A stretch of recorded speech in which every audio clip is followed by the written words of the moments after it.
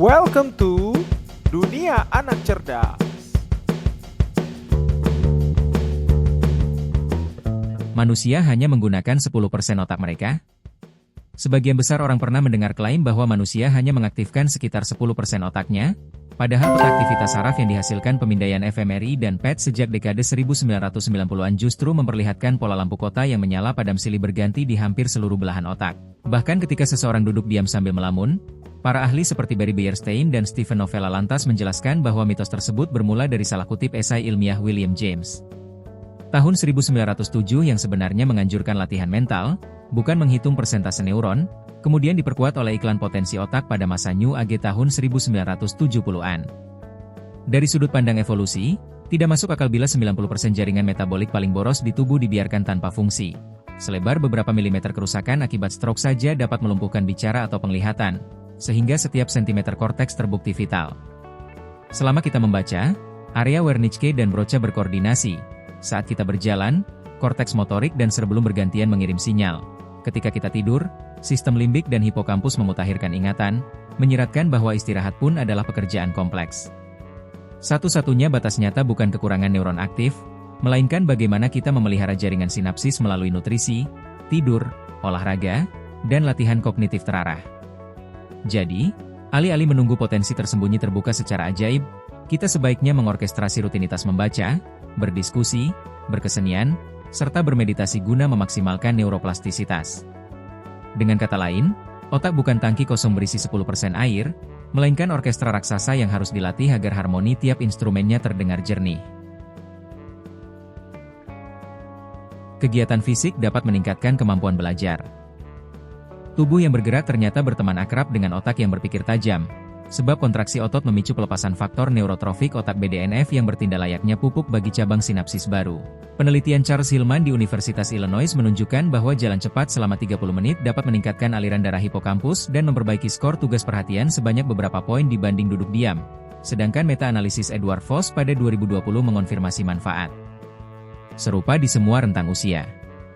Praktik ini diterapkan di Finlandia melalui jeda permainan luar ruang tiap 45 menit pelajaran, sehingga indeks kebugaran dan prestasi membaca murid dasar mereka tetap stabil di posisi papan atas PISA meski jam belajar relatif singkat. Aktivitas fisik pun tidak selalu berarti maraton. Membersihkan kamar, menari mengikuti video daring, atau bersepeda santai menuju warung sudah cukup memacu denyut jantung, meningkatkan oksigenasi, dan meredakan hormon stres kortisol. Otak layaknya mesin pembakaran, bekerja lebih efisien saat pasokan oksigen lancar.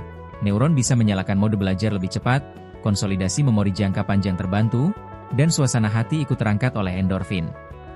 Maka, ubahlah kebiasaan belajar sambil membantu menjadi belajar sambil bergerak, sebab setiap langkah kaki sejatinya menyalakan kilau baru jaringan saraf yang membantu hasil belajar bertahan lebih lama. Belajar dengan mengajarkan orang lain dapat membantu memahami materi lebih baik. Fenomena yang dikenal sebagai efek protege terjadi ketika seseorang menata ulang gagasan di kepalanya demi menjelaskannya kepada orang lain, sehingga pusat bahasa, memori deklaratif, dan jaringan eksekutif otak terlibat serempak. Riset Bethany Ridley Johnson pada 2015 menunjukkan bahwa murid yang menyiapkan penjelasan tertulis tentang konsep pecahan mampu menyelesaikan soal transfer 2 kali lebih baik ketimbang yang sekadar berlatih soal rutin. Di Universitas Carnegie Mellon, mahasiswa yang merekam video tutorial kalkulus memperoleh nilai akhir setengah tingkat huruf lebih tinggi dibanding teman sekelasnya, karena proses menebak pertanyaan audiens memaksa mereka menyusun struktur narasi, analogi, dan contoh konkret. Mekanisme tersebut menjadikan guru pemula, entah itu kepada teman, adik, atau bahkan boneka, menerapkan strategi metakognitif. Mereka memonitor kesalahpahaman, memilih kata sederhana, lalu mengulang sampai alur logika mengalir. Oleh sebab itu, bila Anda ingin menancapkan materi di ingatan, ajaklah orang terdekat duduk dan katakan, "Aku hendak bercerita singkat," karena dengan berbicara lantang, Anda sebenarnya sedang memahat jalur saraf sendiri. Multitasking bisa mengurangi efektivitas belajar. Era gawai menggoda kita membuka presentasi, pesan singkat, dan media sosial sekaligus, tetapi studi Clifford Nash di Stanford menemukan bahwa mahasiswa yang rutin berpindah tugas digital justru lebih lambat memfilter gangguan dan menyimpan informasi di memori kerja. Setiap kali perhatian beralih, otak memerlukan jeda sepersekian detik. Biaya mental yang lama-kelamaan menggerus energi kognitif. Meta-analisis Anthony Wagner pada 2021 menegaskan bahwa multitasker kronis cenderung kesulitan mengingat detail kuliah, meski merasa dirinya produktif. Solusi paling sederhana ialah monotasking. Menetapkan blok waktu 25 menit belajar fokus ala teknik Pomodoro, lalu rehat 5 menit untuk meregangkan otot, sehingga saklar perhatian tidak terkuras. Bagi tugas ringan seperti mendengarkan musik instrumental bertempo pelan, beberapa orang memang bertahan tanpa penurunan besar, tetapi tugas verbal, misalnya membaca makalah, akan berbenturan dengan lirik lagu. Dengan memahami batasan biologis ini, kita dapat mengasah disiplin memilih satu sasaran setiap waktu, menonaktifkan notifikasi, dan menyaksikan betapa kualitas pemahaman naik drastis tatkala otak diizinkan menyelesaikan satu alur kerja sebelum loncat ke berikutnya.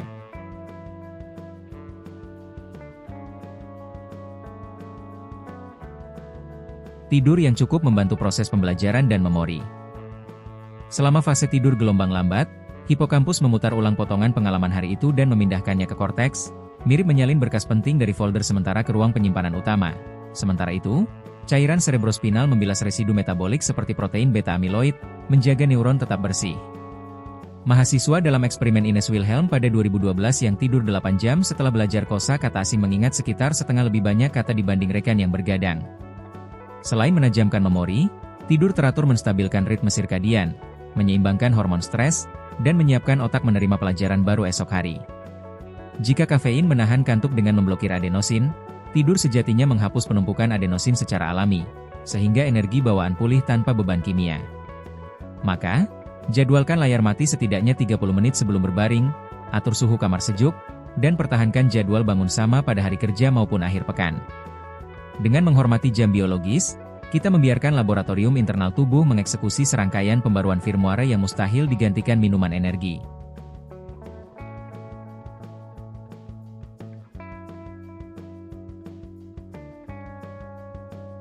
Pembelajaran melalui permainan gamifikasi dapat meningkatkan motivasi dan pemahaman. Ketika soal matematika dikemas sebagai petualangan mencari harta karun, otak melepaskan dopamin yang menandai proses belajar sebagai kegiatan menyenangkan. Namun efek positif ini tercapai hanya jika unsur permainan, seperti level, penghargaan, dan alur cerita, memiliki kaitan jelas dengan tujuan materi. Sebagaimana direkomendasikan meta-analisis Juho Hamari pada 2019 yang menemukan variasi besar antar studi. Pada sekolah menengah di Seoul yang menguji platform bahasa Inggris berbasis misi, angka kehadiran meningkat dan rata-rata nilai kosakata tumbuh beberapa persen, tetapi tim pengembang melaporkan penurunan motivasi ketika hadiah terlalu sering muncul tanpa tantangan memadai. Artinya, gamifikasi butuh keseimbangan tekanan optimal dan umpan balik cepat, tantangan terasa cukup sulit untuk memantik rasa ingin tahu, namun tetap mungkin ditaklukkan dengan strategi tepat. Di rumah, orang tua dapat membuat papan skor membaca buku atau level eksperimen sains sederhana, sedangkan perusahaan dapat merancang pelatihan daring berisi kuis interaktif yang mengungkit diskusi. Dengan cara itu, kita mengubah kursi belajar dari arena pasif menjadi panggung partisipasi, sehingga ingatan bertahan karena pengalaman emosional, bukan semata hafalan. Mendengarkan musik saat belajar bisa meningkatkan fokus. Efek musik terhadap konsentrasi bersifat individual, tetapi pola umum menunjukkan bahwa komposisi tanpa lirik bertempo sedang sekitar 60 hingga 80 ketukan per menit dapat membantu sebagian orang memasuki kondisi relaks alert yang dicirikan gelombang otak alfa. Riset Angelika Bulling pada 2020 menemukan peningkatan kecil pada tugas membaca bagi pendengar musik instrumental sederhana, sedangkan meta-analisis Kamfe dan kolega mencatat penurunan kinerja ketika lirik kompleks bersaing dengan pusat bahasa. Prinsipnya, otak mempunyai jalur terbatas untuk memproses kata. Bila jalur itu ditempati syair, kapasitas untuk memecahkan soal verbal menurun. Sementara itu, tugas visual spasial, seperti menggambar diagram, lebih aman berdampingan dengan musik. Karenanya, cobalah beberapa genre, catat performa, dan atur volume tidak melebihi ambang percakapan pelan. Pastikan pula sumber suara stabil agar detak jantung tidak terganggu lonjakan keras mendadak. Jika kondisinya pas, melodi berubah menjadi tirai akustik yang menyeleksi kebisingan luar, membuat pikiran melaju lebih stabil daripada ruang sunyi dengan gangguan tak terduga. Belajar bahasa baru bisa meningkatkan kemampuan otak. Ketika seseorang menambahkan kosakata asing, neuron di lobus temporal dan korteks prefrontal membentuk jalur sinapsis baru, sedangkan korpus kalosum, jembatan antara belahan otak, menebal, sebagaimana dipotret oleh tim Johan Martensson di Swedia pada 2012 terhadap calon penerjemah diplomatik yang menjalani kursus intensif 10 bulan. Studi tersebut mencatat pertumbuhan materi abu-abu di hipokampus dan korteks orbitofrontal yang berhubungan dengan memori dan pengambilan keputusan, diikuti peningkatan performa tes kognitif non-bahasa. Penelitian bilingualisme panjang Eveline Bialystok menambahkan bahwa orang yang mahir 2 atau lebih bahasa rata-rata menunjukkan gejala demensia beberapa tahun lebih lambat dibanding monolingual. Meski kajian lebih baru oleh Mukadam pada 2018 menilai rentang penundaan bervariasi. Mekanismenya diperkirakan karena cadangan kognitif, otak menghadapi tantangan konstan memilih sistem linguistik, sehingga jaringan kontrol eksekutif terlatih. Praktik harian bisa sesederhana mengganti pengaturan ponsel ke bahasa target, menonton film dengan takarir, lalu menulis jurnal pendek. Setiap kali kita bergulat mencari padanan kata, sebenarnya kita sedang melatih kelenturan saraf yang juga berguna untuk logika, kreativitas, dan empati lintas budaya. Pembelajaran aktif membantu memperkuat pemahaman konsep. Meta-analisis Kat Freeman pada 225 kelas STEM menunjukkan bahwa mahasiswa yang belajar melalui diskusi kelompok, eksperimen langsung, atau proyek berbasis masalah memiliki peluang hampir 2 kali lipat lulus dengan nilai baik pada soal konseptual dibanding mahasiswa yang hanya mendengar ceramah. Pengkondisian fisik semacam memegang pegas saat mempelajari hukum Hooke membuat representasi mental berpindah dari simbol abstrak menjadi pengalaman kinestetik yang mudah diingat. Proses ini menyalakan jalur sensori motor, visual, dan prefrontal secara simultan, sehingga konsep menempel kuat. Dalam praktik, guru dapat menyelipkan pertanyaan pemantik setiap 7 menit, memberi alat sederhana untuk percobaan, atau mengajak siswa merancang infografik. Elemen kunci adalah partisipasi. Otak manusia berevolusi sebagai pemecah masalah, bukan sebagai wadah bejana kosong. Ketika siswa menebak, gagal, lalu memperbaiki, sinapsis memperkuat pola yang benar. Dengan demikian, kelas berubah menjadi laboratorium pemikiran, dan pembelajar merasa bertanggung jawab atas pengetahuan yang mereka bangun sendiri.